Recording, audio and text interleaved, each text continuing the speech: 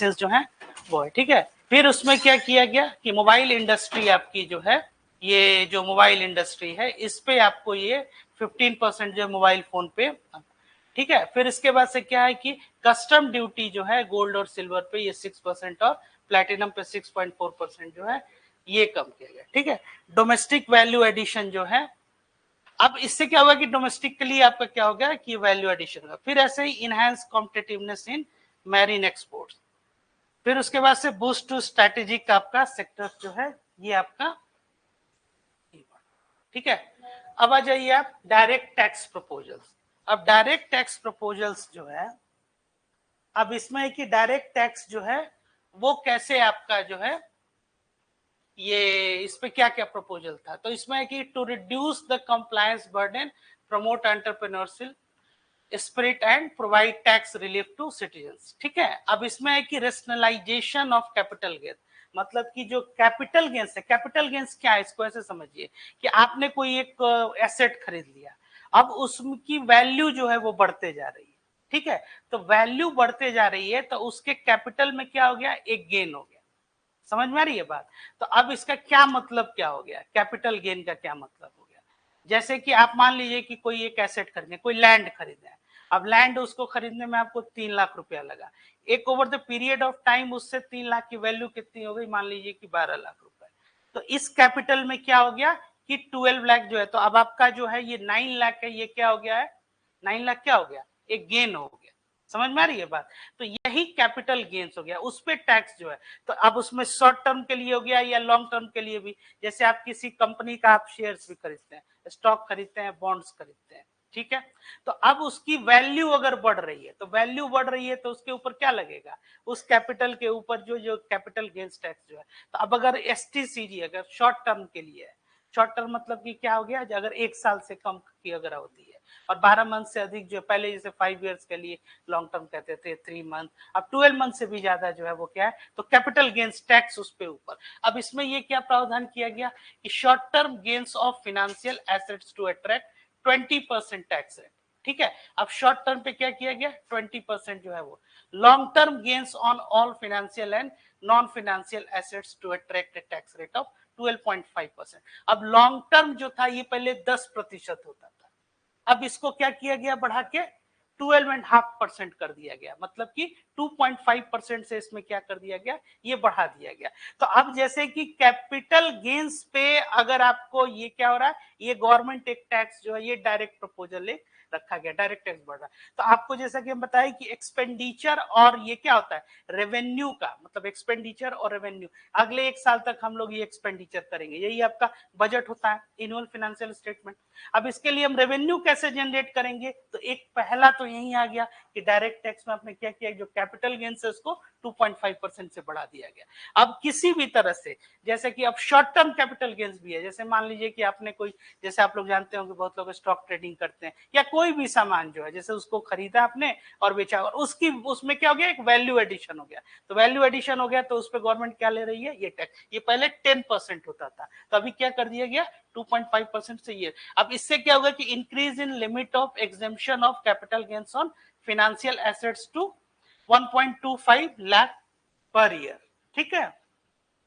तो इससे क्या हो जाएगा, तो अब increase in limit of exemption of capital gains on financial assets to 1.25 lakh per year, ठीक है। अब इसमें एक एंजल टैक्स जो है ये था, abolish angel tax for all classes of investor, है ना। जैसे कि अब उसमें ये समझिए कि ये एक तरह से एक टैक्स जो है जो इन्वेस्टमेंट पे ये लगता था और इसको हटा दिया गया। फिर simpler tax design to operate domestic cruise, provide for safe harbour rates for foreign mining companies, जैसे कि जो मान लीजिए कि जो रॉ डायमंड है उसको बेचना है, corporate tax rate on foreign companies reduce from 40% to 35%। अब जो फॉरेन कंपनीज हैं उस पे कॉर्पोरेट टैक्स को क्या किया गया, 5% ये रिड्यूस किया गया। अब यहाँ पे तो दिखाई दे रहा है कि भाई टैक्स को कम कर दिया तो गवर्नमेंट जो है, लेकिन एट द सेम टाइम अगर इस तरह से आप कम करेंगे तो फॉरेन इन्वेस्टमेंट क्या होगा आपके यहाँ, वो इन्वेस्टमेंट बढ़ेगा।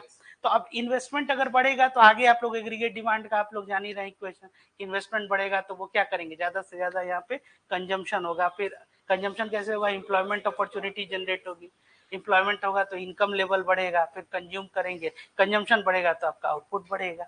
तो इसमें एक तरह से हम लोगों ने क्या किया, 5% ये रिड्यूस तो किया, और फॉरेन कंपनीज को एक तरह से हम लोगों ने क्या किया कि आप आइए और इंडिया में इन्वेस्ट कीजिए, इससे उनका इन्वेस्टमेंट जो है, ठीक है। अब सिंप्लीफाइंग टैक्स न्यू रिजाइम, इसको क्या किया गया, जो जैसे आप लोग जान भी रहे होंगे कि 2 साल पहले जो है एक न्यू टैक्स रिजाइम जो है करके, और ओल्ड टैक्स रिजाइम, उसमें ये था कि जो लोग 7 लाख तक जिनका वेतन है एक वर्ष में, किसी वित्तीय वर्ष में, वो लोग जो है उनको टैक्स से एग्जेम्प्ट रखा गया, ठीक है। और ओल्ड वाले में होता था 5 लाख तक, ठीक है। इसके बाद भी अगर कोई निवेश किए हुए है, जैसे कि मान लीजिए प्रोविडेंट फंड में, या कोई एनएससी जो है आपका सेविंग सर्टिफिकेट जो है, इस तरह से अगर दिए हुए, तो उसको कुछ एक सर्टेन एग्जेम्पशन भी मिल जाता था इनकम टैक्स एक्ट 1961, उसमें बहुत सारे, जैसे सेक्शन 80C और भी बहुत सारे उसमें है, ठीक है। तो अब उसमें कि वो एग्जेम्पशन उनको ये मिल जाता था। अब इसको क्या कर दिया गया, इसको सिंप्लीफाई कर दिया गया, और इसमें क्या रखा गया, ये काफी इंपॉर्टेंट जो है, एक टैक्स ब्रैकेट में ये चेंज किया गया। जैसे अगर आपकी इनकम अगर 0 से 3 लाख के बीच में है पर एनम, तो नील है, ठीक है। अब 3 लाख से ऊपर अगर है, या 3 लाख है, 3 से 7 के बीच में 5% आपको टैक्स देना पड़ेगा। 3 लाख का मतलब क्या हो गया कि अगर आपकी मतलब मंथली जो आपकी इनकम है वो 25,000 रुपए है, तो 25,000 रुपए, तो एक वित्तीय वर्ष में कितना हो जाएगा आपका, 3 लाख हो गया। तो अब 25,000 से मान लीजिए कि अगर 1,000 रुपए भी अधिक, जैसे कि 26,000 रुपया ही आपका, तो अब जैसे ही कि अब आपका क्या हो जाएगा, 3 लाख जैसे ही आप एक्सीड किए और इस टैक्स मतलब ब्रैकेट में आप हैं, तो आपको 5% टैक्स जो है इनकम टैक्स देना है। क्लियर हो गया। तो अब कैसे रेवेन्यू गवर्नमेंट जनरेट की, तो ये भी आ गए। और इनकम टैक्स जो है ये आपका, आपको जैसे बताया कि ये डायरेक्ट टैक्स है, और इनकम टैक्स जो है ये आपको ट्रांसफर नहीं किया जा सकता। ट्रांसफर मतलब कि आपका इनकम टैक्स ये नहीं देंगे, आपका इनकम है तो यही डायरेक्ट टैक्स जो है, इसका एक डेफिनेशन भी होता है। 7 to 10 लाख के बीच में अगर आप हैं तो आपको कितना देना है, 10%। आगे बढ़िए, 10 से 12 लाख में 15%, 12 से 15 लाख में 20%, और इसके ऊपर आपकी जो भी इनकम होगी उस पर क्या है, 30%। क्लियर हो गया। तो ये ब्रैकेट जो इसमें बहुत चेंज नहीं किया गया। हाँ, ये जरूर चेंज हो गया कि जो 7 लाख तक जो लोग थे, वो लोग क्या थे, वो टैक्स से एग्जेम्प्ट थे, उन पर टैक्स नहीं लगता। अब जो 3 लाख भी अगर है, तो ये जो है उस पर ये गवर्नमेंट जो है ये चार्ज कर रही है। समझ में आ रही है बात। अब इसमें क्या है, standard deduction for salaried employees increase from 50,000 to 75,000। इसको डिडक्शन को ये क्या कर दिया गया, ये इंक्रीज कर दिया गया। और deduction on family pension for pensioners increase from 15,000 to 25,000। Salary में ऐसे परसेंटेज को नहीं कैसे, सरकार ऐसे लेती है, मतलब कैसे, 15 लाख मेरा तो 30% काट लेती है। 15 लाख के ऊपर अगर आपका अगर इनकम है, तो इससे ये जो जितना बढ़ा, मतलब 15 लाख से एक्सीड किए, हाँ, उस पर 30% आपका। तो अब है जैसे कि जो आपका रेस्ट जो है उसका 30% आपको दे दीजिए। हाँ, हर स्लैब का, हाँ हाँ, उस पे जो जितना एक्सीड किए आप उस पे उतना उसका प्रतिशत। हाँ, इसीलिए तो ये टैक्स ब्रैकेट है ना। जैसे इसमें आपको नील कोई नहीं लगेगा, जैसे ही आप 3 और 7 में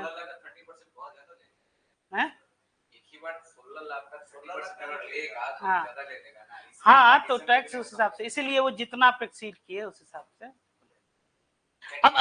अब ये ऐसा देखिए, अब जैसे कि लास्ट ईयर ही आप देखे तो अब 7 लाख तक नील था, इस साल जो है 3 लाख भी ये लोग भी आ गए। तो अब ये ऐसा नहीं है कि ये बहुत लंबे समय तक, जैसे कि गवर्नमेंट को अगर रेवेन्यू की अगर जनरेट करना है तो टैक्स इंक्रीज किया, हो सकता है नेक्स्ट ईयर जो है इसको ये हटा दिया जाए। हाँ, तो आप लोग पढ़े भी हैं फिस्कल पॉलिसी कि बहुत ज्यादा अगर आप टैक्स इंक्रीज कर रहे हैं तो आप क्या हो जाते हैं, आप अनपॉपुलर धीरे धीरे हो जाइएगा। डायरेक्ट टैक्स बहुत ज्यादा अगर मान लीजिए कि अगर बढ़े, और अधिकांश लोग को क्या करना है टैक्स के इसमें, जैसे अगर 25,000 रुपी अगर मान लीजिए या इससे ज्यादा जो भी अगर अर्न करना है उसको क्या करना है, उसको टैक्स देना है। पहले 7 लाख था, 7 लाख का क्या मतलब हो गया, तकरीबन मतलब 55 से 60,000 के बीच, तो 60,000 के करीब भी अगर आप कमा रहे हैं तब भी आप जो है टैक्स नहीं दे रहे हैं। और यहाँ क्या कर दिया गया, 25,000 पे ही अब आप जो है टैक्स आपको देना। तो वो सारे लोग टैक्स स्लैब में आ गए। कंजम्पशन बेस्ड जो टैक्सेशन होता है, सुने थे कि उसमें भी क्या होता है ना, 3 लाख कहाँ सुने थे, 3 या 4 लाख रुपए माइनस करके जितना आपका अमाउंट होता है वो माइनस करके, हाँ, उसके बाद ये जो 75,000 है जो कोई माइनस कर दिया जाता है, उसके बाद जो आपका प्राइस बचता है उस पे इनकम टैक्स होता है। हाँ वही कह रहे हैं हम। तो जो टैक्सेशन जो पार्ट आपका है, तो जैसे मान लीजिए कि हम कैसे कहेंगे, कोई निवेश है आपका या कुछ सर्टेन डिडक्शंस होता है ना, तो उस पे आप जो है आपको जैसे कि टैक्स जो बहुत सा बेनिफिट भी उसमें आपको अगर लेना है, जैसे टैक्स एग्जेम्प्ट करने का भी, तो उसमें भी बहुत सारी स्कीम्स है। जैसे गवर्नमेंट के किसी स्कीम्स में आप जो है सपोर्ट, लैंड या प्रॉपर्टी, तो प्रॉपर्टी लीजिएगा तो कैपिटल गेन्स दीजिएगा, किस पे, वो ये देख रहा है। जैसे कि इंश्योरेंस अगर आप ये लेते हैं, हेल्थ इंश्योरेंस हो गया, या जैसे आप प्रोविडेंट फंड जो मैं आपको बता रहे हैं, तो उसमें आपको एक सर्टेन एग्जेम्पशन जो है वो मिलता है। ठीक है, अब देखिए ये क्या है कि जो आपका रूपी है ये कहां से ये आ रहा है, इस चार्ट से समझिए। अब इसमें आप देखिएगा कि सबसे ज्यादा जो आपका ये 27% जो है हम लोग क्या कर रहे हैं, बोरो कर रहे हैं, या हमारे ऊपर क्या है, लाइबिलिटी है।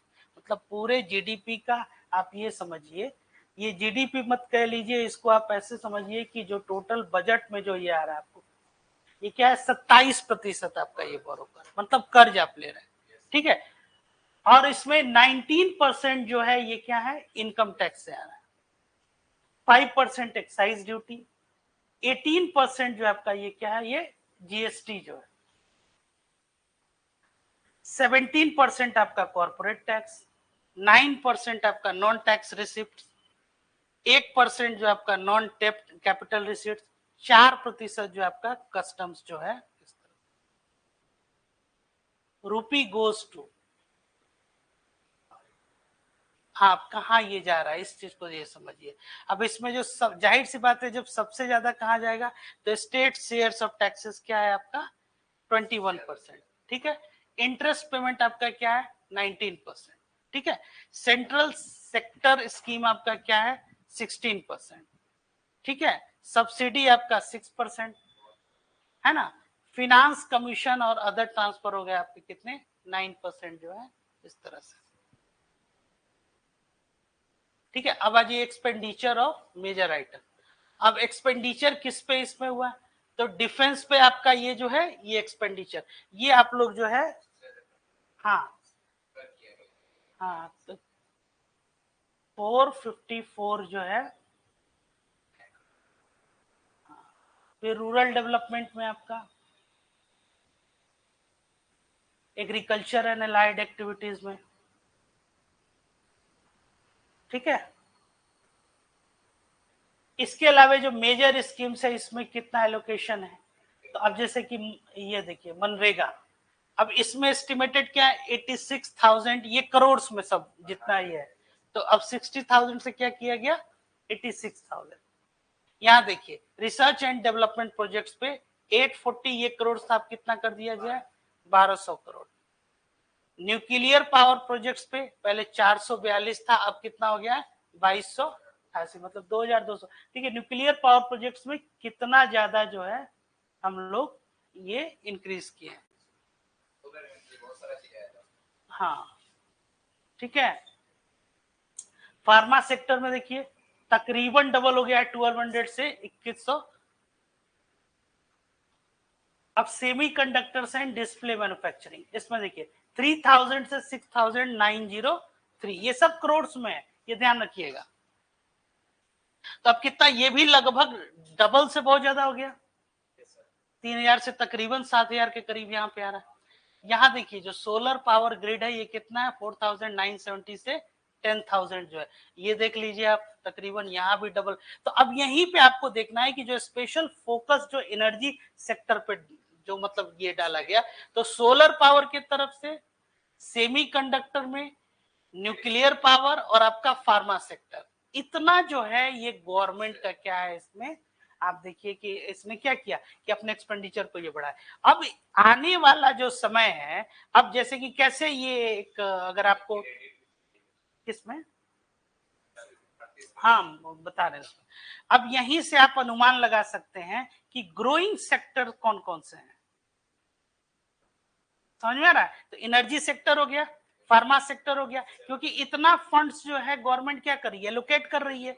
तो ये इंडस्ट्री अगर बढ़ेगी तो इसके जो कंपनीज होते हैं वो क्या करेंगे, वो ज्यादा से ज्यादा जो है इसमें आपके इन्वेस्टमेंट अपॉर्चुनिटी भी है ना। तो आपका जो सोलर पावर हो गया, ये सेमीकंडक्टर हो गया, एनर्जी सेक्टर में हो गया, फार्मा सेक्टर आपका हो गया, ऐसे ही lines of credit and idea schemes जो हो गया इसमें ही आपको, हाँ। और डायरेक्ट बेनिफिट ट्रांसफर जो एलपीजी वगैरह पे ये था, ये क्या था 180 से सीधे 1500, तकरीबन आप ये समझ लीजिए कितना हो गया, कितना हो गया 8, मतलब 8 गुना, हाँ 8 गुना से ज्यादा जो है ये। तो ये डीबीटी जो है इस तरह से। तो अब जो यही है कि टोटल जो एक्सपेंडिचर जो गवर्नमेंट करती है और इसके लिए जो रेवेन्यू जनरेट करती है गवर्नमेंट, तो ये इसी को बजट कहते हैं, जो यूनियन बजटिंग जिसको आप कह रहे हैं। वो क्या होता है कि दो चीजें उसमें ध्यान में रखा जाता है कि आपका टैक्सेशन पार्ट और दूसरा आपका एक्सपेंडिचर। तो गवर्नमेंट पहले क्या बताती है, जैसे कि आपको बताए हुए थे कि कोई कॉर्पोरेट है, वो अपना अगर स्टेटमेंट अगर दे रहा है एनुअल स्टेटमेंट, तो उसमें क्या बताता है कि ये पहले हमारे एसेट्स हैं, ये इनकम है, ये एक्सपेंडिचर है और ये लाइबिलिटीज है। यहाँ पे पहले गवर्नमेंट ने अपना एक्सपेंडिचर ही बता दिया कि अगले वित्तीय वर्ष में हम लोग कहाँ कहाँ खर्च करेंगे, किन किन, और हमारा बजट किस पे फोकस है, और इस बजट को, इस एक्सपेंडिचर को कैसे मीट आउट करेंगे। तो इस तरह से टैक्स को बढ़ा के, जैसे में कैपिटल टैक्स था, गेन टैक्स था, और क्या था, मेजर दो यही बड़े थे आपके, कैपिटल गेन्स टैक्स और आपका इनकम टैक्स का क्या किया गया, टैक्स ब्रैकेट को ये बढ़ा दिया। ठीक है, तो ये एक पोर्शन था। फिर उसमें अब आ जाइए रिसिट में। अब रेवेन्यू रिसिट जो आपका है, अब इसमें ये क्या है, जैसे ये लाख करोड़ में 31.3 लाख करोड़ जो है ये एज्यूम किया जा रहा है, और कैपिटल रिसिट कितना 16.9 जो है ये रिवाइज्ड एस्टिमेट है, ये बजटरी एस्टिमेट्स हैं। ठीक है, और ये एक्चुअल, जैसे आपको बताया भी थे कि किसी गिवन बजट में जो होता है वो क्या होता है, 3 साल का डेटा होता है, बताए थे आप लोगों को। तो ये जैसे अगले साल का है, ये बजटरी एस्टिमेट किया गया था, और ये क्या है, रिवाइज्ड एस्टिमेट और एक्चुअल। तो एक्चुअल ये आपके पास डेटा है 22-23 का, और उसके बाद से ये आपका रिवाइज्ड एस्टिमेट जो है। अब एक्सपेंडिचर में रेवेन्यू एक्सपेंडिचर कितना है 37.1 लाख करोड़ हो गया। इफेक्टिव कैपिटल एक्सपेंडिचर कितना हो गया 15 लाख करोड़ जो है ये आपका हो गया। तो रेवेन्यू और एक्सपेंडिचर का, तो ये आपका जो है वो टैक्सेशन पार्ट जो था।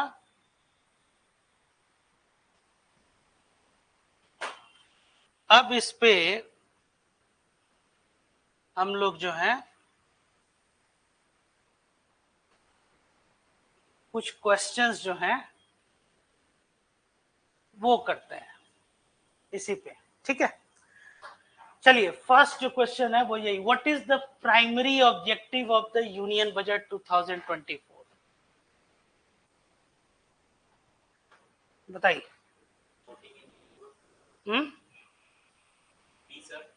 कौन, प्रमोटिंग इकोनॉमिक ग्रोथ। जाहिर सी बात है कि किस पे ये आधारित था। अब देखिए, the primary objective of the union budget is generally to promote economic growth which involves strategies for stimulating investment, increasing employment and ensuring balanced development. ये चीज जो है बहुत ध्यान में ये रखना है। और जब आप लोग कभी भी लिखते भी हैं तो ये देखिए कि प्रमोटिंग इकोनॉमिक ग्रोथ, मतलब कि इकोनॉमिक ग्रोथ को आपको क्या करना है,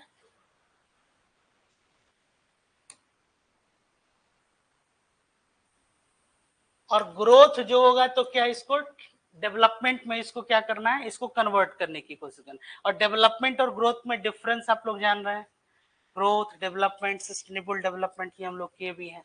तो अब इसमें क्या है कि इकोनॉमिक ग्रोथ जब है तो इसको किस में ट्रांसफर करना है, इसको ट्रांसफर करना है human capital, human capital formation में।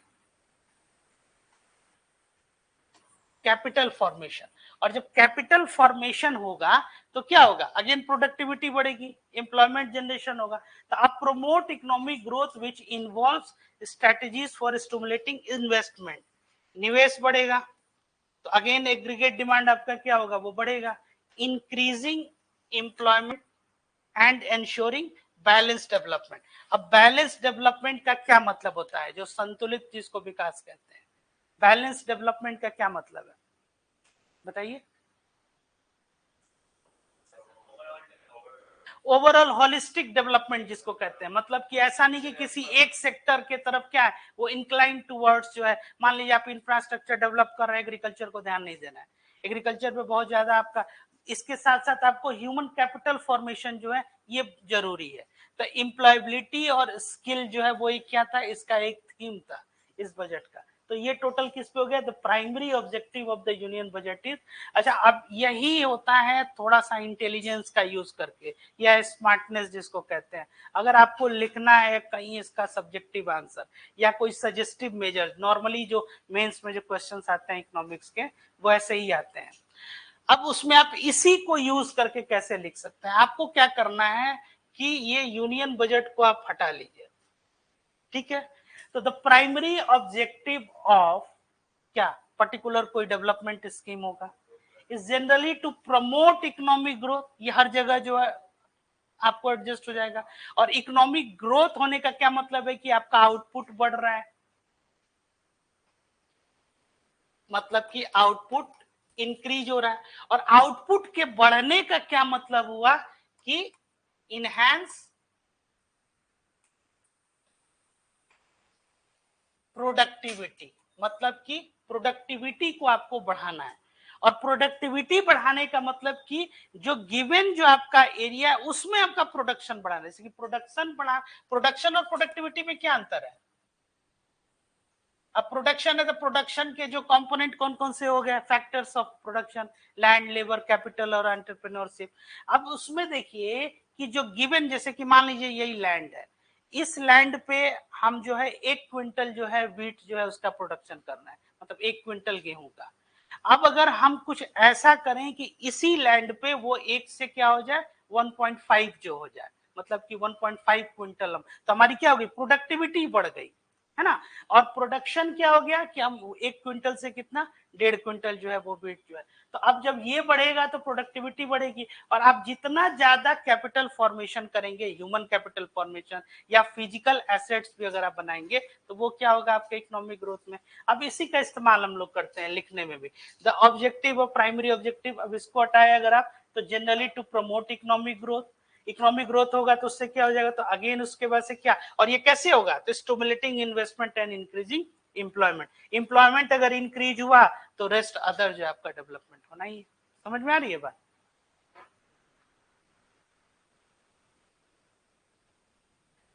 Production per unit area, good. चलिए नेक्स्ट,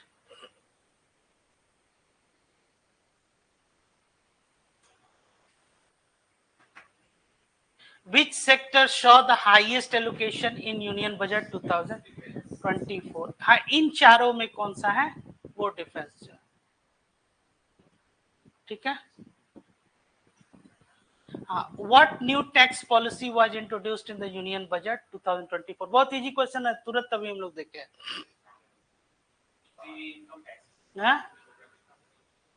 नहीं, increase in income tax rates दो है इसमें ऑप्शन, और दूसरा introduction of A new tax bracket, कौन सा सही है सोचिए। 3 से 5 लाख का तो नया ब्रैकेट अलग-अलग चेंज कर दिया गया। हाँ, तो ये क्वेश्चन पहले पढ़िए, What new tax policy was introduced in the Union Budget 2024? Increase in income tax rate बढ़ाया गया, या introduction of a new tax bracket, तीसरा reduction of corporate tax, increase in GST, क्या है इसमें। हाँ, ये जो है क्योंकि 0 से जो 3 लाख है इसको अलग किया गया, 3 से 7 लाख जो है पहले था, अब ये तो नया स्लैब बनाया गया ना, इतना गुड। ठीक है, the union budget 2024 introduced a new tax bracket to streamline and address specific income groups more effectively. ठीक है, चलिए next, which social welfare scheme received increased funding in the union budget?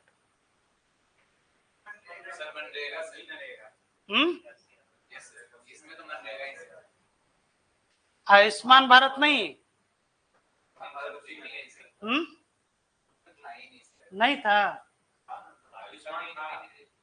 Ayushman भी था, मनरेगा भी था। हाँ, दोनों होगा। What was the major change in subsidies announced in union budget 2024? बताइए, मेजर चेंज क्या किया गया था?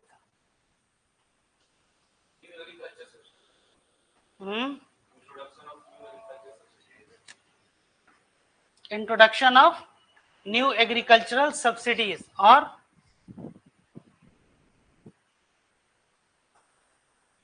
reduction in fuel subsidies, better manage fiscal resource and energy efficiency।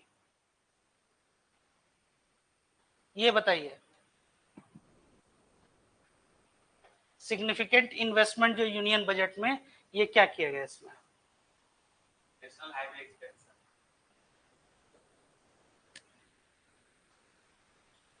ठीक है, next, how did union budget 2024 address the issue of unemployment? Yes sir, by providing job creation incentives for small business। देखें online में क्या बोल रहे हैं लोग। सही है,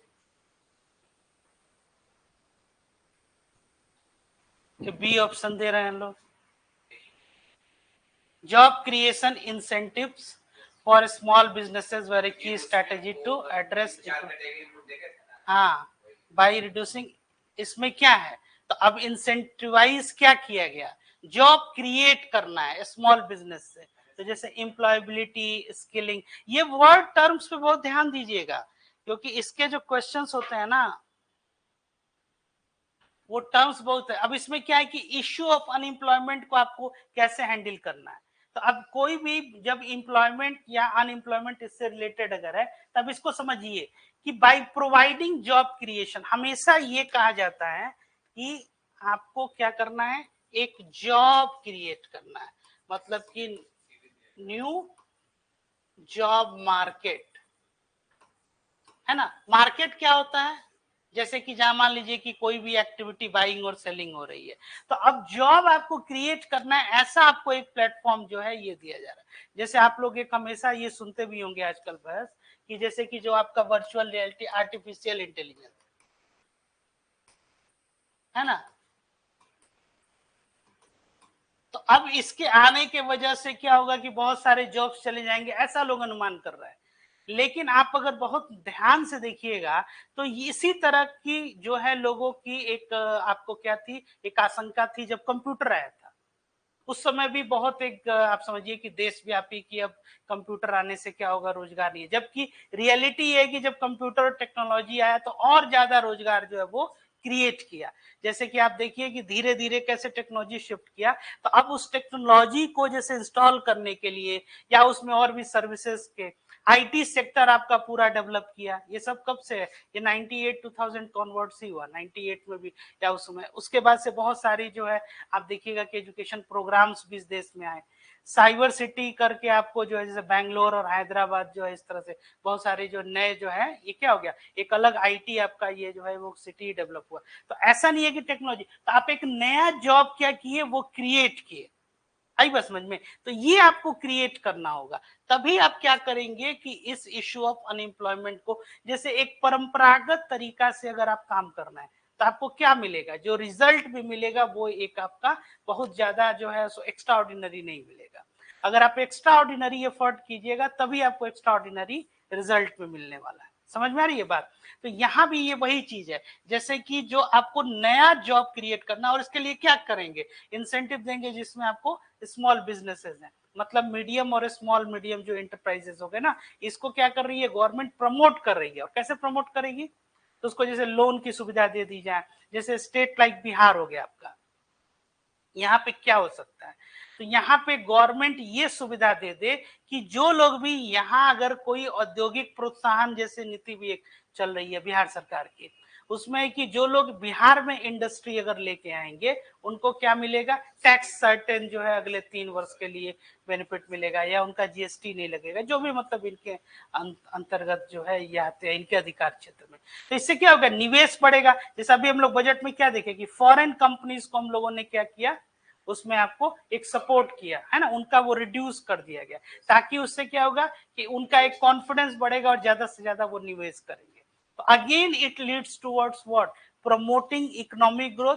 जो पहला जो क्वेश्चन था, promoting economic growth in what senses, if economy is growing then economic development will be happening, तब आपका क्या होगा, आउटपुट, प्रोडक्टिविटी और प्रोडक्शन आपका वो बढ़ेगा। ठीक है,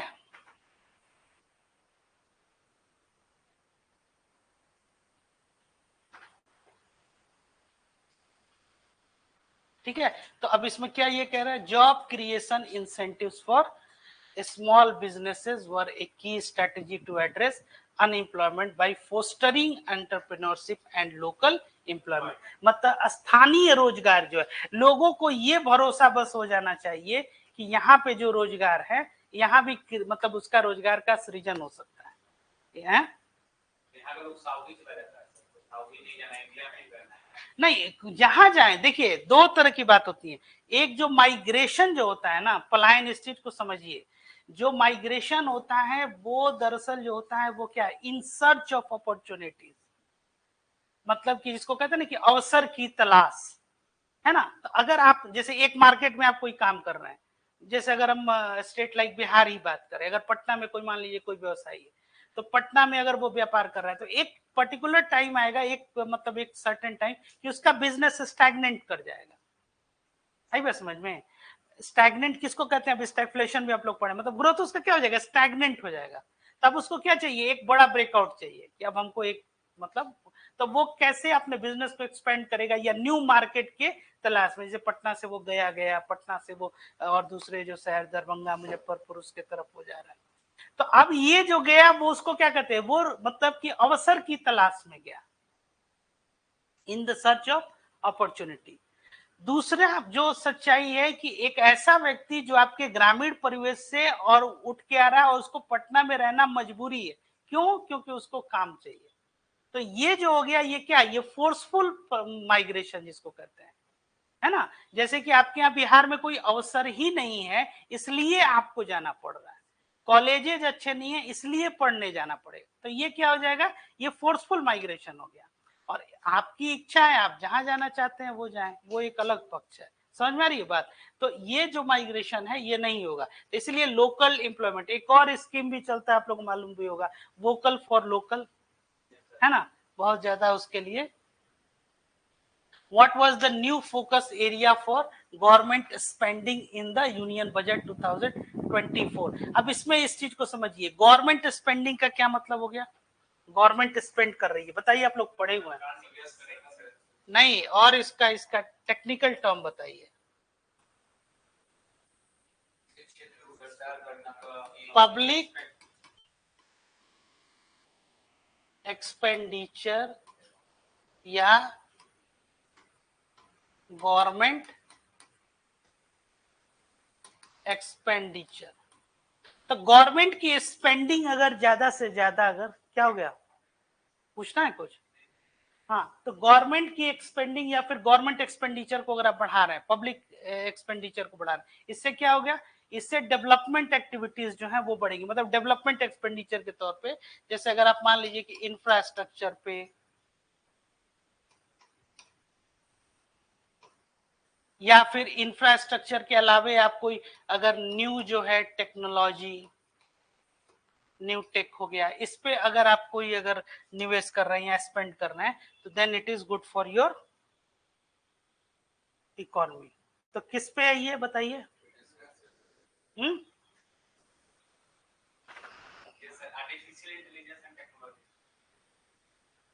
artificial intelligence and technology to boost innovation and future growth prospects. Which demographic received targeted financial assistance in Union Budget 2024? बताइए।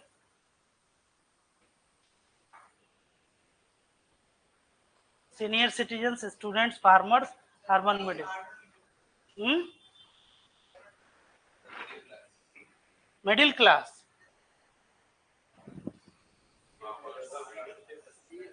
स्टार्ट में ही बताए थे कि 4 लोगों पे वो फोकस करना था, फार्मर्स।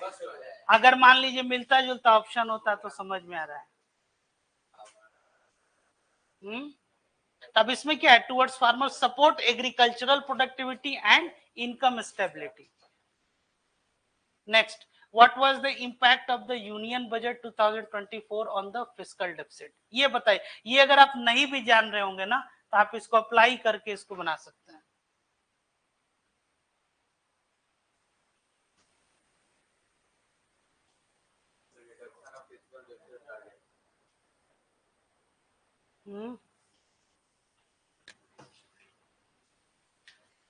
बोलिए।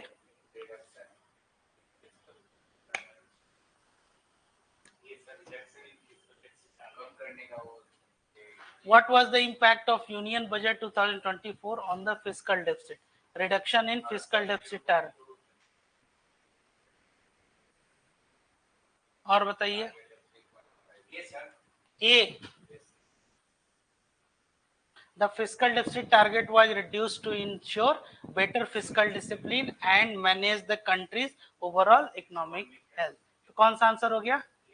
A option. ए ऑप्शन क्या था?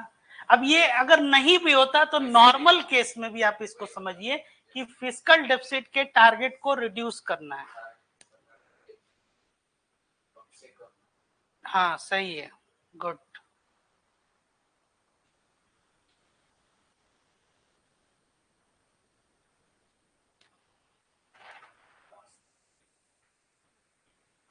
फिस्कल डेफिसिट में से होता क्या है, कोई बताएगा क्या?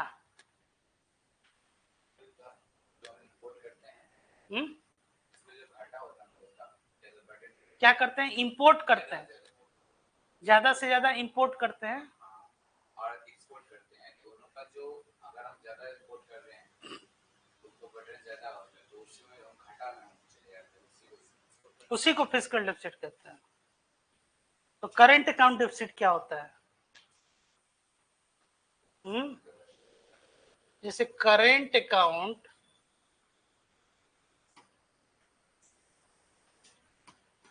जो डेफिसिट होता है वो क्या होता है? फिर ये हो गया आपका एक्सपोर्ट माइनस इंपोर्ट, जो आप कह रहे हैं, जिसमें अगर आपका इंपोर्ट अगर वो क्या हो रहा है, वो अगर बढ़ रहा है तो ये फैक्टर अगर कम हो रहा है तो आप डेफिसिट में होंगे।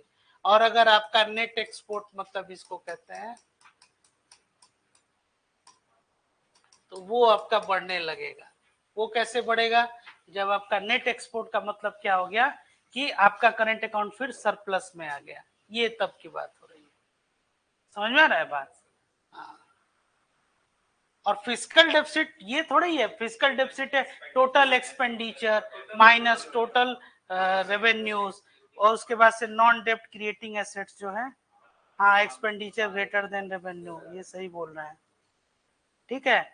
और नॉन डेप्ट जिसमें बोरोइंग्स को हटा देंगे, वो फिस्कल डेफिसिट है। रिवीजन कीजिए लोग, नहीं कर रहे हैं आप लोग। How did the union budget 2024 address climate change and sustainability?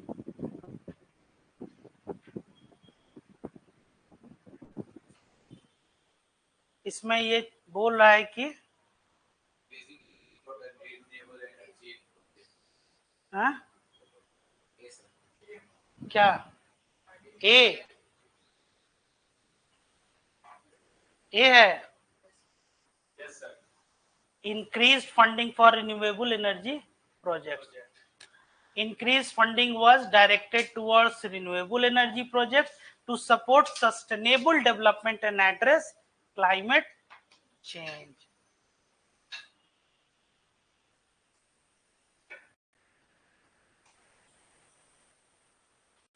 ठीक है, ये ध्यान में रखिएगा, इसको चाहे तो आप लोग नोट भी कर सकते हैं।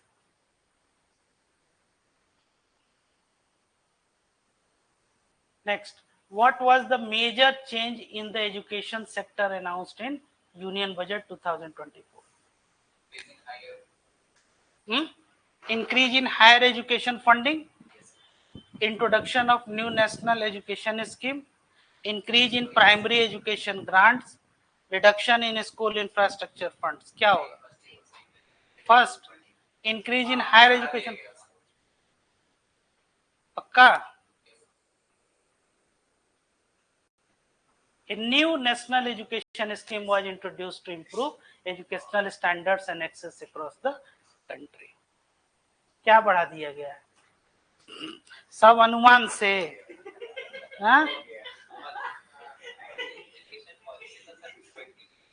हाँ तो उसी में which sector saw a decrease in funding in union budget? तो सवाल पहले का था कि अभी का, ये आपसे पूछा जा रहा है, आपके सामने क्वेश्चन है, आपको पढ़ाया गया, मान लीजिए जुलाई में जो बजट आया है, तो ये हम थोड़ा ही कर रहे हैं कि हम पीछे का क्वेश्चन या उसके पीछे का नहीं पूछ सकते हैं। एग्जाम कहेगा क्या? नहीं। इंटरिम बजट से क्वेश्चन पूछ देगा तो क्या कीजिएगा भाई? आपके यही तो कहते हैं ना कि आप जो प्री कंसीव्ड नोशन जिसको कहते हैं ना, उससे मत ग्रसित होइए पूर्वाग्रह से कि यही होगा, जो स्लाइड दिखा दी है इसी पे क्वेश्चन होगा। ऐसा नहीं होने वाला है। आपके नहीं, बजट से नहीं, आपके सामने जो क्वेश्चन है वो आप पहले देखिए। इसमें एक वर्ड कोई नहीं देख रहा है, वही तो हम सोचे कि इसको हम सोचे कि लास्ट में क्लास के बताते हैं।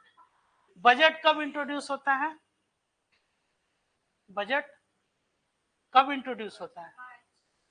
अभी तो मान लीजिए गवर्नमेंट बनी, किसी गिवन बजट में कब का डेटा होता है और किसके लिए बजट पेश किया जाता है?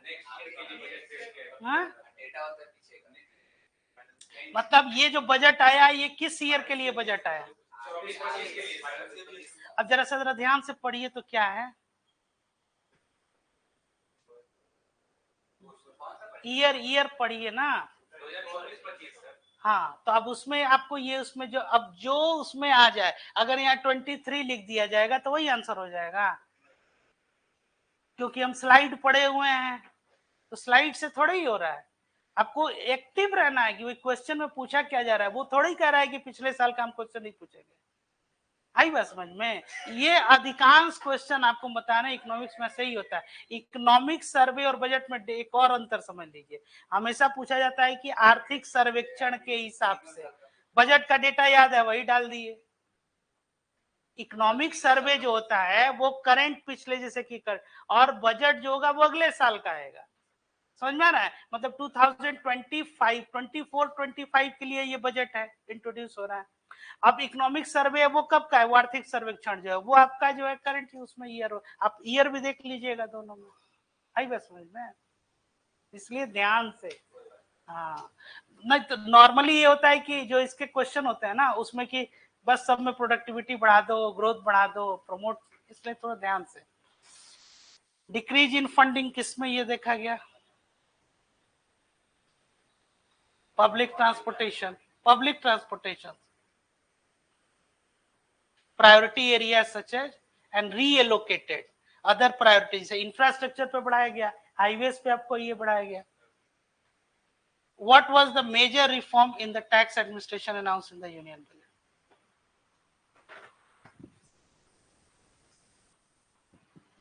बताइए। डी। देखे ऑनलाइन से क्या दे रहे हैं लोग आंसर, कोई डी दे रहा है, कोई सी दे रहा है, कोई बी दे रहा है, ए कोई छूट गया है,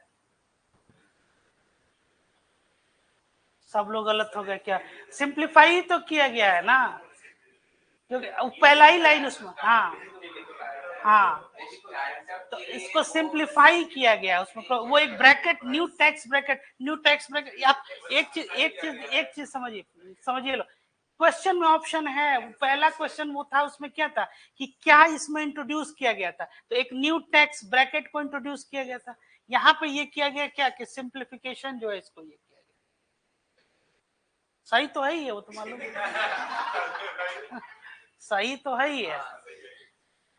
चलिए next, A B C D सब जो है सो। How did the Union Budget 2024 propose to support small and medium enterprises? आप लोग को हम एक चीज बताते हैं कि एग्जाम अगर आप लोग का होगा ना, तो जो इंटरिम बजट है उसका भी आप लोग डेटा देख के जाइएगा। जो इंटरिम बजट तो इसी साल जो है आपका जो फरवरी में आया था वो, और ये दोनों में ये ध्यान रखना है, ऐसा नहीं कि नया बजट आ गया तो पुराना वाला। क्वेश्चन है, एग्जाम है, वो कहीं से पूछा जा सकता है। इवन वो पिछले वर्ष के भी बजट से जो ये पूछा जा सकता है। नहीं, आजकल ये नया ट्रेंड भी है कि उस बजट में एक पर्टिकुलर मान लीजिए कि स्कीम में इतना एलोकेशन है तो इस बार कितना बढ़ा है। हाँ, तो ये जो ट्रेडिशनल जो आपका जो तैयारी का जो एक तरीका होता था, एक साल का बजट आया, क्या क्या स्कीम है, गवर्नमेंट स्कीम से पूछेगा, और उससे नहीं पूछा, क्वेश्चन पूछ दिया आपको इंटरिम। इसलिए आपको जो है ज्यादा मतलब दोनों का एक तुलनात्मक तौर पे, हाँ, कॉम्परेटिव एनालिसिस क्वेश्चन अब वहां से पूछा जा रहा है। क्या पीछे का भी बजट उसका जो है कि लास्ट ईयर से हम लोग कितना इम्प्रूव किए, तो इसलिए ये ध्यान में रखिए, क्वेश्चंस पे रिएक्ट कीजिए, ये नहीं कि क्वेश्चन जो है आपका how did the union budget 24 propose to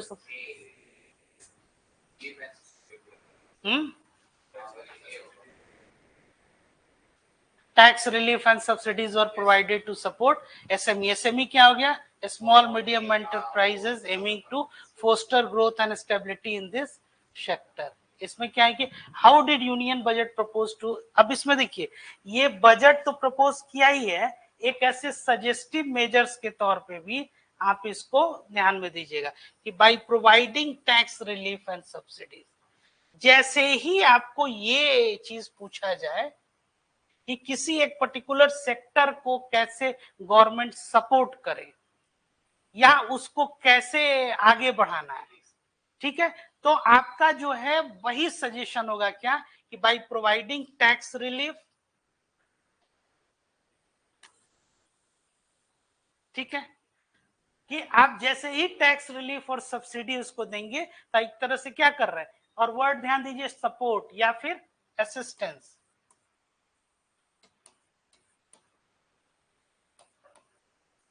मतलब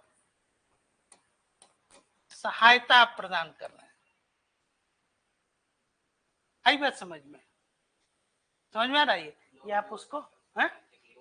हाँ, लोन भी आप, लोन भी जैसे कि अगर मान लीजिए कि आप उनको लोन का, तो अब ये असिस्टेंस किस तरह का हो सकता है, लोन प्रोवाइड करना या फिर फिनेंशियल,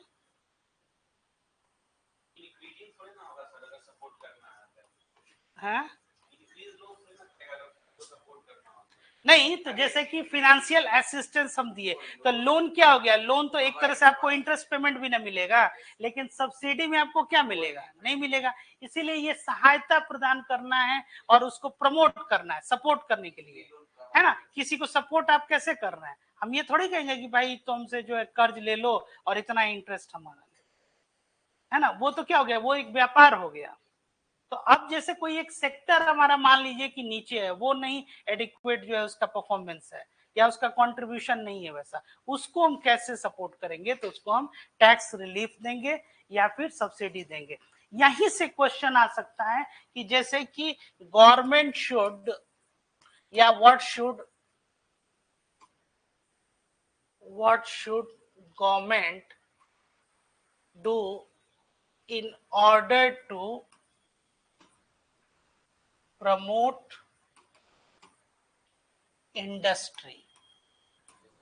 इंडस्ट्री और न्यू इंडस्ट्री, ठीक है। तो अब जैसे है कि आप इसके लिए क्या एक इंडस्ट्रियल पॉलिसी, तो अब जैसे क्या औद्योगिक प्रोत्साहन नीति जो आप लोग जानते भी होंगे, इंडस्ट्रियल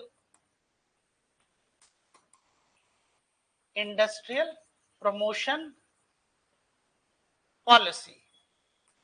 तो अब किसी भी इंडस्ट्री को, उद्योग को कैसे प्रमोट किया जा सकता है, तो अब उसमें है कि प्रमोट करने का एक तो तरीका ये है, जैसे कि मान लीजिए कि इंडस्ट्री को जो चीज चाहिए वो हम फुलफिल कर दें, तो आपको क्या चाहिए, रॉ मटेरियल चाहिए, ठीक है, एक इंफ्रास्ट्रक्चर लैंड आपको हम प्रोवाइड करा देंगे, जैसे फैक्टर्स ऑफ, अब यहीं से सोचिए कि फैक्टर ऑफ प्रोडक्शन क्या होता है, फैक्टर ऑफ लैंड हम प्रोवाइड कर दिए, लेबर तो मान लीजिए कि यहाँ पे जो है अगर हमको एम्प्लॉयमेंट और वो स्किलिंग हमको करना है, ठीक है, लैंड लेबर, कैपिटल तो कैपिटल हम दे ही रहे हैं, फिनेंशियल असिस्टेंस, और आपको स्किल करना है तो एंटरप्रेन्योरशिप है ही है। तो उद्योग को प्रोत्साहित करने के लिए आपको क्या करना होगा, और यही सब आपको ये टर्म देना कि by providing tax relief and subsidies. तो गवर्नमेंट, अब ऐसी गवर्नमेंट, मान लीजिए स्टेट कोई गवर्नमेंट है ना, तो लैंड किसका सब्जेक्ट होता है, यूनियन लिस्ट का कि स्टेट लिस्ट का? स्टेट का। जैसे बिहार सरकार है यहाँ पे, तो बिहार सरकार, तो अब कैसे ये मान लीजिए कि उद्योग को प्रोत्साहित करेगी, तो इस तरह से आप एक सहायता प्रदान करके, और जो फैक्टर्स ऑफ प्रोडक्शन जो आप लोग इकोनॉमिक्स में पढ़े हुए वही यहाँ अप्लाई कर दीजिए। हाँ, अब जैसे इसमें अभी आप लोग क्या पढ़े, हाँ स्टेट, गुड। जैसे अभी तुरंत आप लोग पढ़े कि स्टैंप ड्यूटी को क्या कर दिया गया, अगर कोई महिला है, वुमेन है, तो अब इसको ले जाके जोड़िए आप सोशल सेक्टर से, सोशल सेक्टर से या सामाजिक, या फिर ऐसे लोग जो हैं जो डिप्राइव्ड सेक्शन के हैं, तो वो व्यक्ति जो वंचित वर्ग का है, या खासकर अगर आपको एक वेमेन आपको एंटरप्रेन्योर अगर बनाना है, तो अगर उस इंडस्ट्री को या उस व्यवसाय को कोई महिला अगर करेगी तो उसको हम ये रिलीफ देंगे। तो इससे क्या हो जाएगा, वेमेन एम्पावरमेंट भी हो जाएगा। समझ में आ रही है बात? तो सरकार क्या,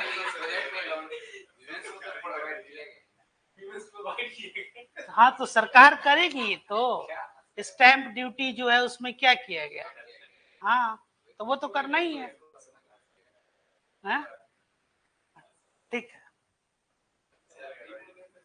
हंसी इसलिए उनको आ रहा है कि वो ये कह रहे हैं कि इतना आप समझ रहे हैं फिर भी क्वेश्चन जो है गलती बना दे रहे हैं, इसलिए हंस रहे हैं। जब आप समझ रहे हैं तो फिर सही बनाइए, ठीक है। Tax relief and subsidies are provided to support, ये सब टर्म ध्यान में रहे, to foster growth and stability in this sector.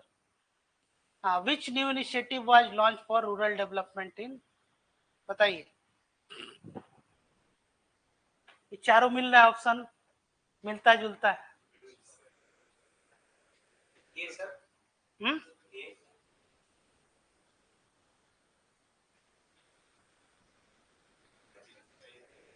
Improve basic amenities, basic amenities क्या होता है, फूड,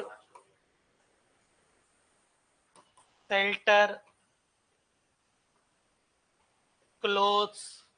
अब इसी में आपका क्या हो जाएगा, और कनेक्टिविटी है ना इन रूरल एरिया, मतलब कि इंफ्रास्ट्रक्चर, मतलब आपकी एक कैसे एक आधारभूत, मतलब एक ऐसी अवसंरचना जो है वो आपका, हाँ ठीक है। इसके अलावे क्या है, एक मिनिमम जो है, मिनिमम आपका क्या होना चाहिए, एक आपका एम्प्लॉयमेंट,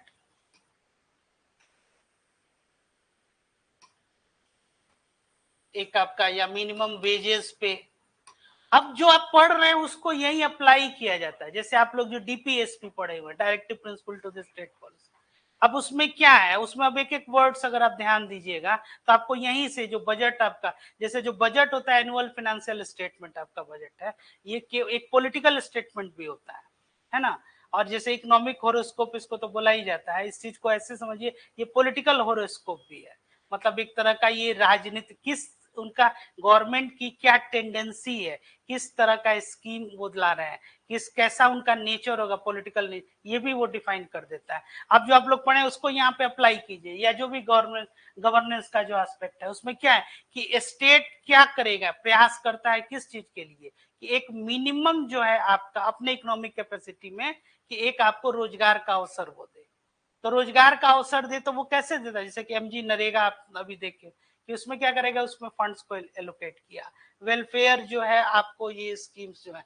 अब इसमें क्या है कि एक infrastructure enhancement project was launch to improve basic communities and connectivity in rural area.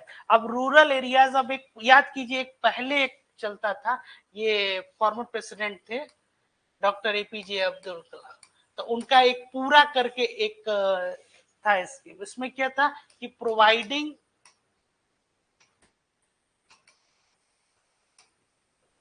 Urban amenities to rural area, है ना।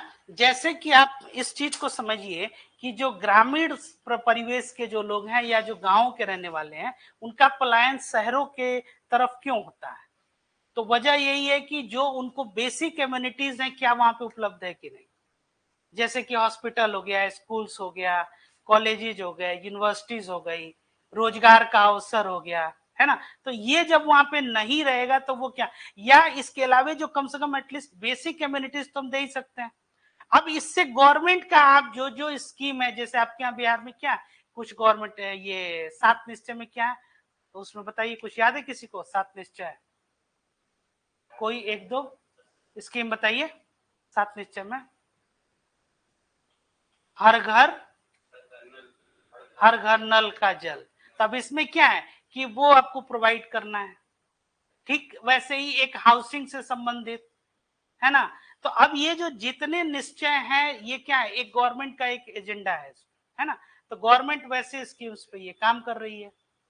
तो अगर गांव में ही आपको वो सब, जैसे कि बिजली का आपका हो गया, हरियाली स्कीम हो गया, है ना। तो ये जो है क्योंकि उनको ये इम्यूनिटीज दी जाएगी तो जाहिर सी बात है कि वो डेवलपमेंट होगा।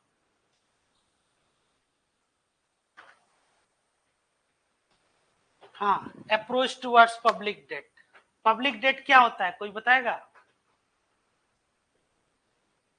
पब्लिक के ऊपर जो कर्ज है वही होगा, नहीं? हाँ ठीक है, हर खेत को जल। पब्लिक डेट क्या है, सुना है वर्ड आप लोगों ने? सब भूल गए आप लोग, नहीं? फिस्कल पॉलिसी जो था इसमें क्या था, टैक्सेशन,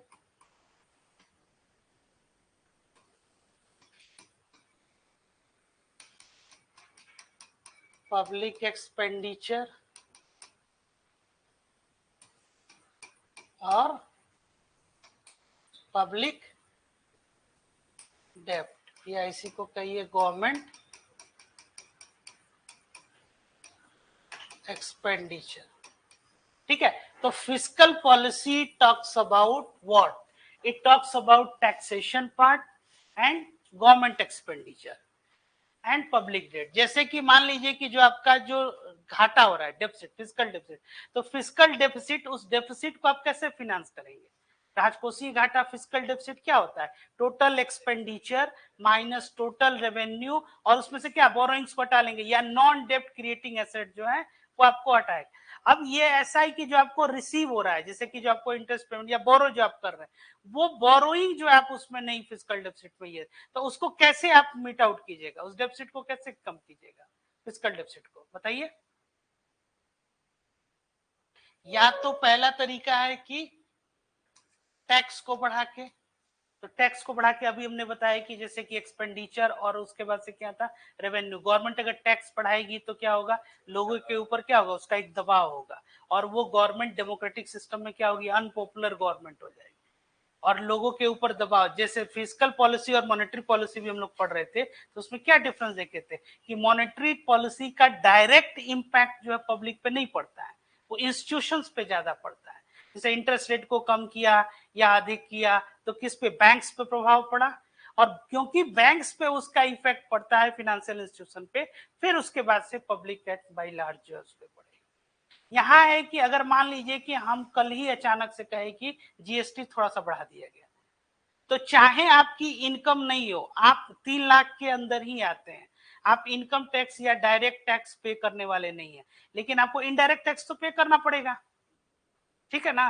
कंजम्पशन के ऊपर तो हम लगा ही दिया टैक्स हमने, तो गवर्नमेंट के पास क्या हो जाएगा, तो या तो वो टैक्स को, टैक्सेशन को पार्ट जो है इसको, ये टैक्स रेवेन्यू को बढ़ाएगी। दूसरा क्या तरीका है कि गवर्नमेंट एक्सपेंडिचर जो है ये इसके बारे में ये कहता है, और तीसरा है कि वो पब्लिक से क्या करेगी, वो डेट लेके फिर उसको वो फिनेंस करेगी। ठीक है, अब इसमें बोरोइंग्स क्या हो जाएगा, या तो एक्सटर्नल कमर्शियल बोरोइंग से, बाहर से वो लोन ले दूसरे जगह से, तो इस तरह से आप अपना डेफिसिट फिनेंस करते हैं। तो क्या हो जाएगा इसमें बताइए, पब्लिक डेट क्या हो जाएगा, कौन सा लग रहा है, अनुमान लगाइए, अच्छा अनुमान आप लोग लगा रहे थे।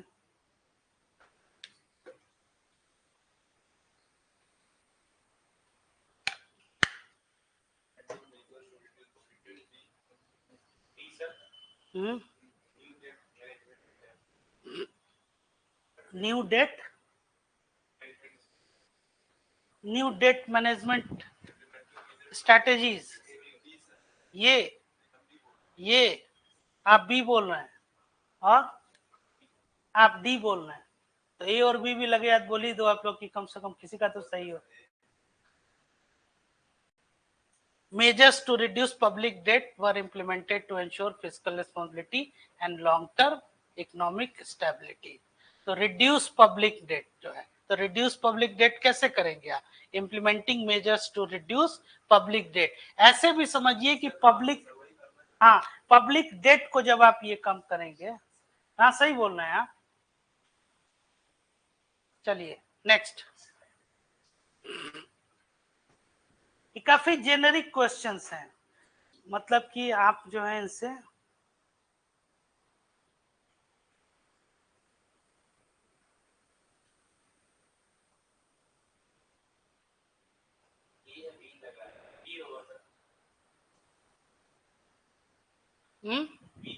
बी, ये increase in hospital infrastructure funding, और कोई?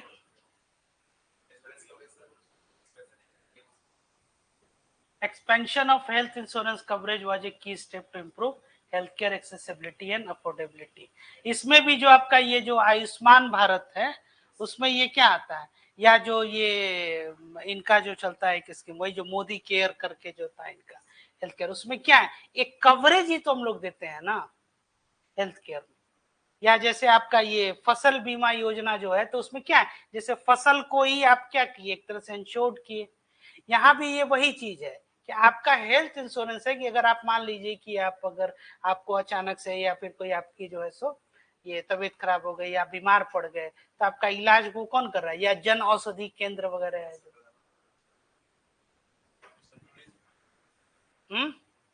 पक्का। The technology sector received a boost with increased funding and incentive aimed fostering innovation and digital growth. सब बढ़ाई हुआ है, हाँ, इसीलिए एग्जैक्ट डेटा जब दिया जाएगा तब उसमें आप कंपेयर कीजिए। What was the major announcement related to pension schemes, बताइए।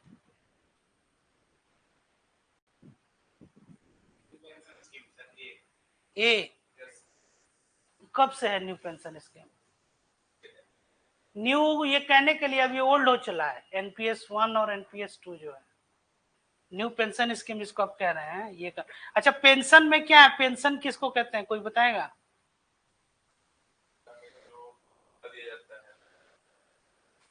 आफ्टर रिटायरमेंट जो अलाउंस दिया जाता है। और नेशनल इनकम में पेंशन आता है कि नहीं? नहीं आता। और कोई आता है? आपके विचार? नहीं आता है? नहीं, इसका आंसर तो बताते हैं, पहले इस पे आ जाइए। पेंशन जो है वो आप लोग को बताए थे हम कि दो तरह का था, ओल्ड एज पेंशन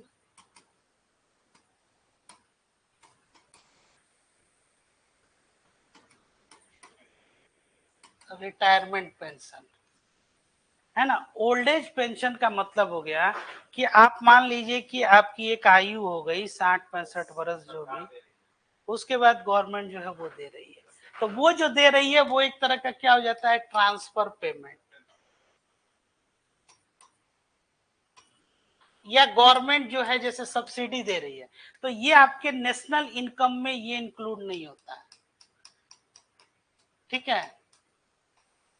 और जो आपका रिटायरमेंट पेंशन है वो क्या, आपके एक सैलरी से एक सर्टेन अमाउंट जो है वो डिडक्ट होता जा रहा है, तो ये कैपिटल फॉर्मेशन में ये आपका क्या, तो ये आपका नेशनल इनकम में उसमें ये कंट्रीब्यूट होगा। तो जो रिटायरमेंट पेंशन है वो एनआई में आपका नेशनल इनकम में इंक्लूड होगा, और जो आपका ओल्ड एज पेंशन है, क्योंकि ये सोशल सेक्टर स्कीम्स हो गया, है ना, जैसे 60 वर्ष के बाद जितने लोग हुए उनको सरकार जो है 5,000 रुपए पेंशन, हाँ मतलब जो भी अमाउंट है, हम आपको उदाहरण के तौर पे।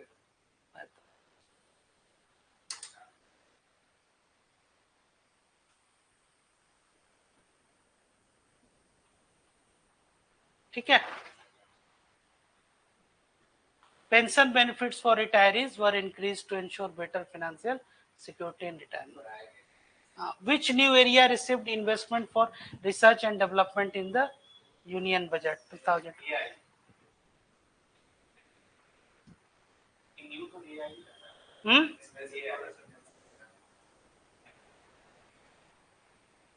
Significant investment was made in AI research and development to drive technological advancement. What was the focus of Union Budget 24 in terms of export promotion?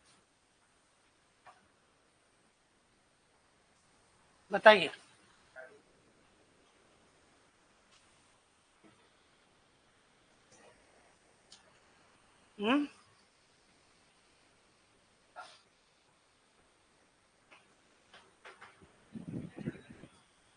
Introducing new export incentives. नहीं पता है, कोई आइडिया नहीं। हाँ, अनुमान लगाइए। हाँ हाँ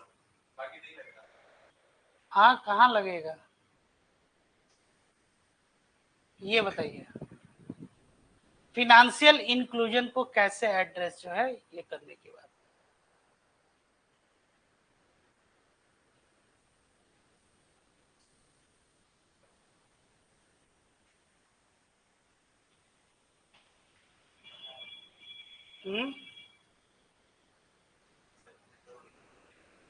बताइए। डी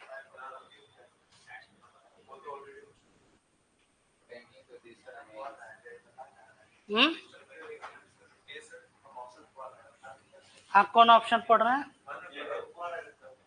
तो पढ़िए। तो ऑल द एबव नहीं है, इसमें कोई एक ही है। Bye launching new digital banking initiative, reducing banking fees. A, new digital banking initiatives were launched to enhance financial inclusion and provide more accessible banking services. ये financial inclusion क्या होता है?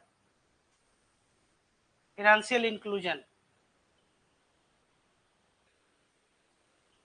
अभी कल ही बताया। Financial inclusion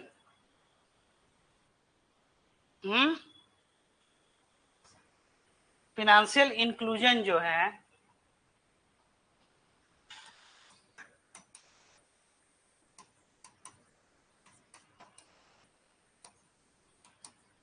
इंक्लूजन हो गया। आप अगर इसको ये कहें राइट टू बैंक, है ना। तो अब है कि फिनेंशियली आप क्या कर रहे हैं, लोगों को, मतलब इसको बोलते हैं वित्तीय समावेशन, है ना। लोगों को आप क्या कर रहे हैं, फिनेंशियली इंक्लूड कर रहे हैं। और इसमें क्या है कि जो आपको अफोर्डेबल कॉस्ट पे ये banking services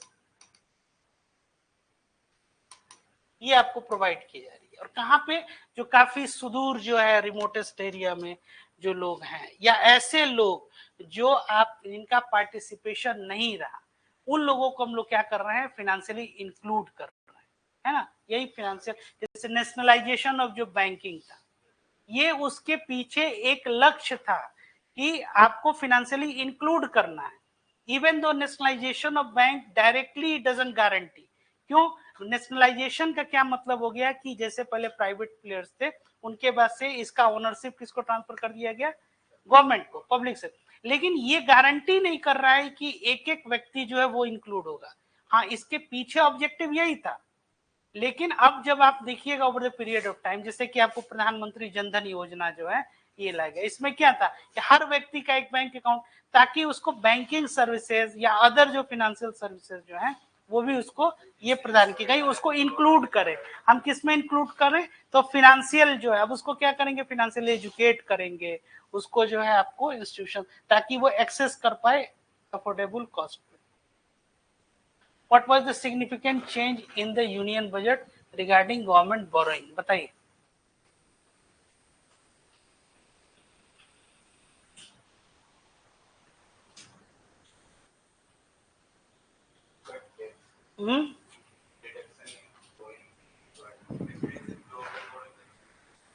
Increase in C, reduction in borrowing to cut debt, Government borrowing limits were adjusted to manage fiscal space while funding critical infrastructure projects.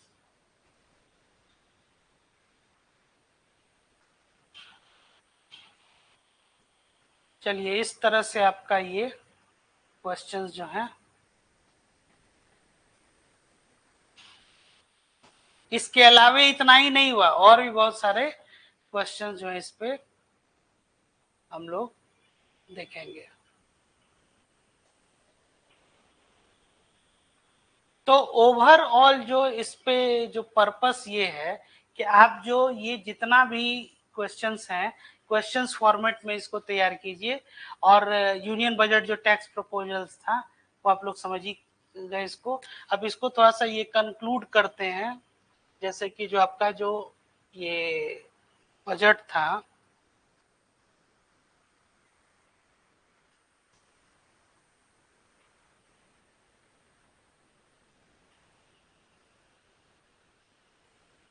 जैसे जो टैक्सेशन पार्ट आपका है ना, अब इसमें ये दो तीन चीजें जो है, जैसे 12.5% या एग्जेम्पशंस लिमिट जो है वो कितना हो गया कैपिटल गेन्स का। तो अब यहीं से क्वेश्चन ये आएगा कि कैपिटल गेन्स क्या होता है, एक कौन सा टैक्स जो है वो एबोलिश कर दिया गया, ये कुछ अदर्स क्वेश्चन है, एंजल टैक्स जो है, या simpler tax regime to operate domestic cruise जो हो गया, ठीक है। Corporate tax rate for foreign companies reduce 40% to 35%, ये सब क्या, ये इंपॉर्टेंट स्टैटिस्टिक्स है, ये डायरेक्ट क्वेश्चन इससे पूछे जा सकते हैं, ठीक है। बस और इसको बढ़ा दो।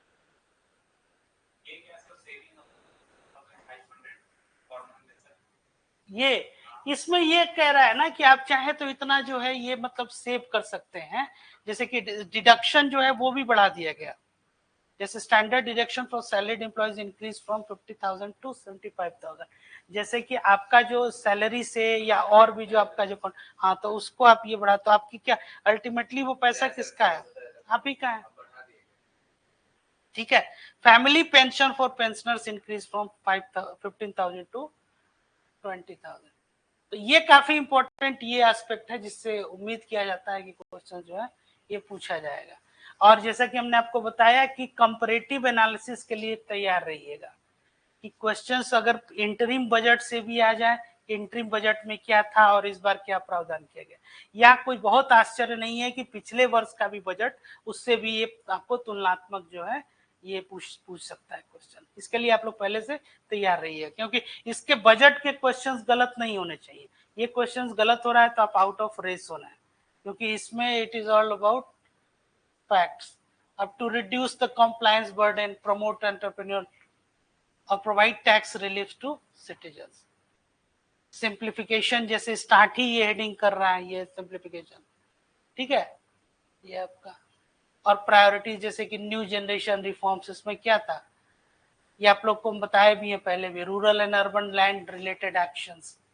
अब इसमें है कि लैंड जो है आपको ये क्या किया जा रहा है, सर्वे। अब इसमें ये आपको जैसे कि एनपीएस एक वात्सल्य करके एक योजना है, plan for contribution by parents and guardians for minors, improvement of data governance, collection. अब ये चीज जो है आप लोग ध्यान रखिए, यही टर्म्स जो है आंसर राइटिंग में भी यूज किया जाता है, कि जैसे मान लीजिए कि आपसे ये पूछा जाए कि टेक्नोलॉजी का गवर्नेंस पे क्या इम्पैक्ट पड़ रहा है, या अगर नहीं भी पूछा जाए तो आप इसको एग्जाम्पल में डाल के इसको क्या कर सकते हैं, अपने आंसर को और ज्यादा क्या कर सकते हैं, बेहतर कर सकते हैं। अब इसमें देखिए यही सब टर्म्स लिखते हैं, जैसे कि डेटा बेस मैनेजमेंट, तो improvement of data governance, collection, processing and management of data and statistics, मतलब कि आपको ओवरऑल क्या करना है, जो आपका डेटा बेस मैनेजमेंट,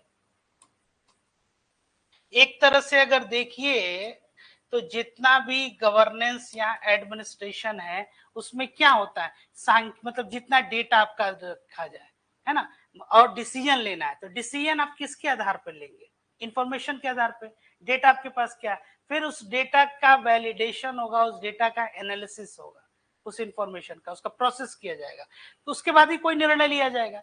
जैसे कि गवर्नमेंट के पास एक मैकेनिज्म तो होना चाहिए ना कि हमारे यहाँ कितने लोग बिलो पॉवर्टी लेवल है। अब बिलो पॉवर्टी लेवल अगर ये डेटा होगा तभी तो हम उसके लिए कोई पॉलिसी बनाएंगे, आई बात समझ में। इसी तरह से ये कि इम्प्रूवमेंट किसमें, डेटा गवर्नेंस, या जो आपको सजेस्ट भी करना होता है वैसे भी आंसर्स में आप इनका इस्तेमाल कर सकते हैं। जैसे NPS solution that address the relevant issues, protects the common citizen and maintains fiscal prudence will be formed. जो एफडीआई है उसमें क्या करना है, FDI and overseas investment, simplified to facilitate FDI and promote opportunities for using Indian rupee as a currency for overseas investment। इस तरह से आप ये कर सकते हैं। ठीक है, ये इंफ्रास्ट्रक्चर पे था, जैसे कि ये टूरिज्म आप लोग को बता ही थे। तब इसमें ये खासकर क्योंकि बिहार से संबंधित था, कल भी कुछ लोग कह रहे थे कि ये बिहार से इस पे फोकस थोड़ा सा देखिए। तो अब इसमें क्या है, टूरिज्म, डेवलपमेंट ऑफ विष्णुपद, ये आप लोग के बीपीएससी एग्जाम के लिए काफी इंपॉर्टेंट हो जाता है।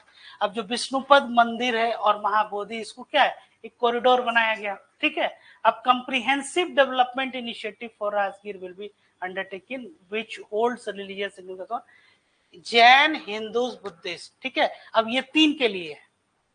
अब इसमें मान लीजिए कि कंफ्यूज करने के लिए आपको सिखिज्म को डाल दिया या कुछ और डाल दिया, बहुत छोटा ही क्वेश्चन अगर क्रिएट किया जाए। लेकिन the development of Nalanda as a tourist center besides reviving Nalanda universities at a glorious. फिर उसके बाद से उड़ीसा को ध्यान में, जैसे कि पूर्वोदय आपको बता ही दिए। ये इनोवेशन से क्या है, तो अनुसंधान नेशनल रिसर्च फंड जो है, जिसमें बेसिक रिसर्च जो है इसके लिए, और इसमें ये एक वेंचर कैपिटल फंड जो है 1000 करोड़ का स्पेस इकोनॉमी से संबंधित जो है, ये डेटा डायरेक्ट पूछा जा सकता है कि स्टेट स्पेस इकोनॉमी में कितना फंड जो है इसको एलोकेट किया गया।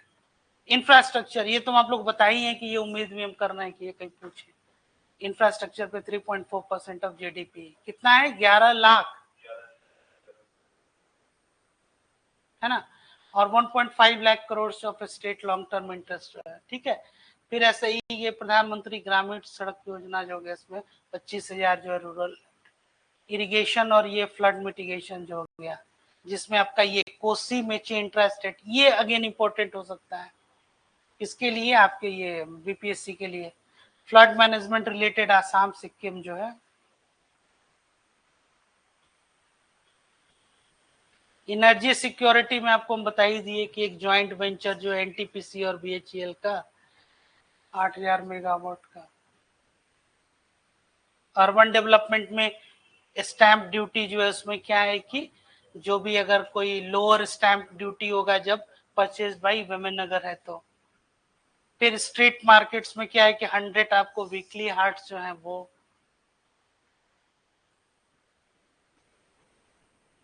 मुद्रा लोन्स जो है the limit enhance to 20 lakh from, हाँ अब इसको 10 से 20 कर दिया गया। हाँ हाँ हाँ, पूर्वोदय जैसे कि हम बताए, इसमें स्टेट लाइक बंगाल, उड़ीसा, आंध्र प्रदेश, झारखंड। अब यही पूछ सकता है कि पूर्वोदय में जैसे किसी स्टेट का नाम डाल दिया, वो है कि नहीं उसमें।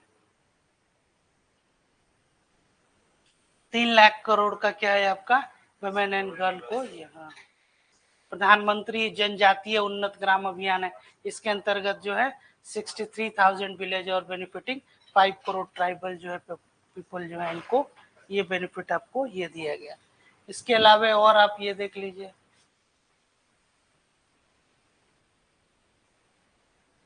Employment and skilling.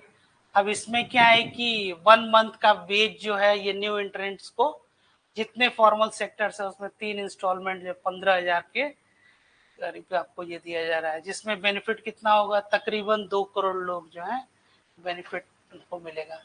Government will reimburse EPFO contributions of employers 3,000 per month, है ना, जितने नए हायर जो लोगों को किया जा रहा है उसमें। 20 लाख यूथ को क्या करना है, अगले 5 साल तक स्किल करना है।